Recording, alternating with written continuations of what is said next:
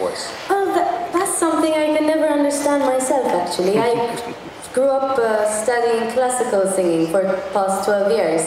And when my dream came up, somehow my voice managed to get a stronger chest voice. Really something I can never understand, though. She's got a very good teacher. Yes. Of course. No, he's not my teacher. Oh, no, okay. No.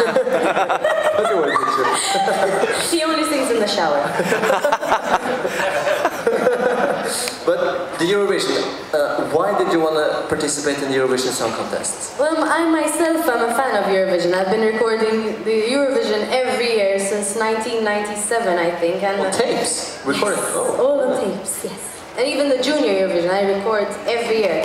And coincidentally enough, in 1992, when I was born, Malta was represented by Mary Spiteri with the song Little Child. And exactly when they announced that she was the winner, when they said Mary Spiteri, Little Child in Malta, obviously, I was born. So basically I was destined for Eurovision. How was that song? Do you remember the song? Of course I do. Can you give us a little bit? Smile, live today, and leave the past behind. Live it all day by day, and surely you may find. It's enough. Hey, maybe that song was on the radio when you were born. Sorry? Maybe that song was on the radio when you was born. When you Probably was on the radio. I mean, it won. Maltese, obviously, not Eurovision. It came third, though. How did you come to Oslo? What was happening in Malta? How was the contest in Malta before you came to Oslo? It was very similar to Eurovision. We had, first we had the submissions. We had about 123 submissions in all this year. And we had a semi-final where they chose, from those 123, they chose about 36. And then from the 36, they picked 20. And I came number 1. She won both from the jury and from televoting, because we had the same situation as in the Eurovision, same system, 50% televoting, 50% from the jury, and she won from both ends. Do you know what kind of people in Malta voted for her? Every kind of people, from young to the old.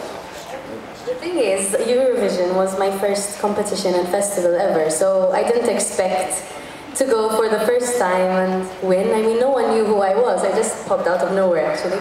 And that's why we were so surprised, because people literally voted for the song and not for the singer like they do so many times, which I really appreciated. And the jury was an international jury.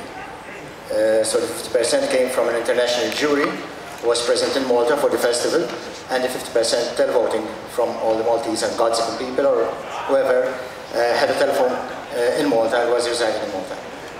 Yeah, you also sang with the famous Italian singer Gigi D'Alessio, right? Gigi D'Alessio, yeah. How was that? It was great. It was another experience, even though this one is a lot better. But I sang the first time with him on tour in Rome in front of about 14,000 people. And then when he heard me singing, he went to tell his management that he told them, I want her to come with me to another place now. And I'm like, okay, I'll come. And we went to Milan in front of about 18,000 audience, which was a great, warming up to come here. Because now you're, I think it's almost 100 million viewers going to watch the Eurovision. How can you use the experience from 80,000 to this one? It's still a lot. I mean, I just look straight and don't think about the people.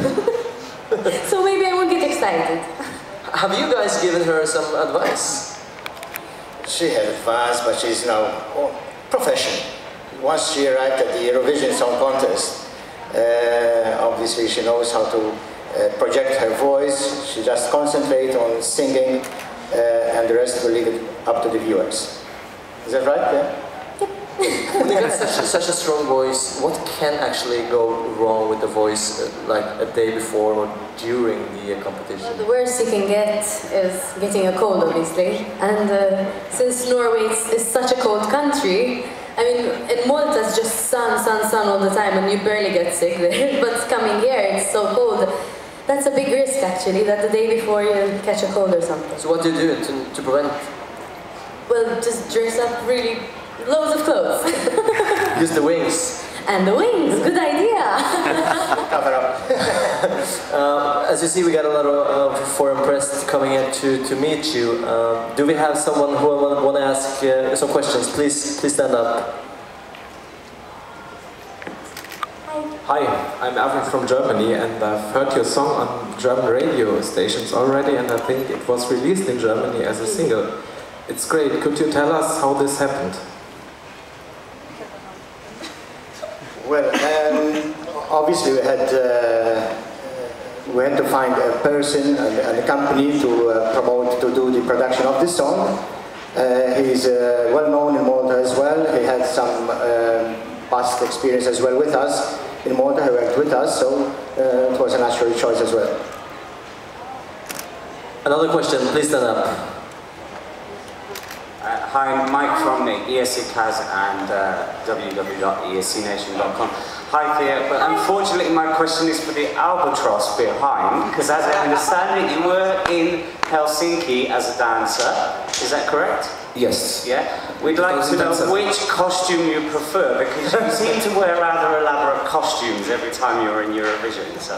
Well, I mean, like the costume that we had in Helsinki with Vertigo, it was obviously a costume that other people designed. This was my idea, so I mean, like, since it's coming from my heart and it's my dream, yes, this one. The seagull. Yeah, Luxembourg, Eric. Hi. Hello, nice to see you again. Michael? Yeah, Obviously Malta Song for Europe is a big competition back home, and I would like to know, after the final, how was the reaction of your other competitors, because there's some of them have been trying now for 20 years, like for instance Claudia and Eleonor Casar, and they must have been pissed when the 17-year-old girl came on stage and took the trophy for the first time. Yeah, two of them are here actually. Two of the singers who've been trying for ages are my backing vocalists, Pamela Badzina and Nadine Axis actually. They are here. They can tell you what they felt maybe. Nadine has been, how many years? 9 years and? Oops. And 6 years. Oops!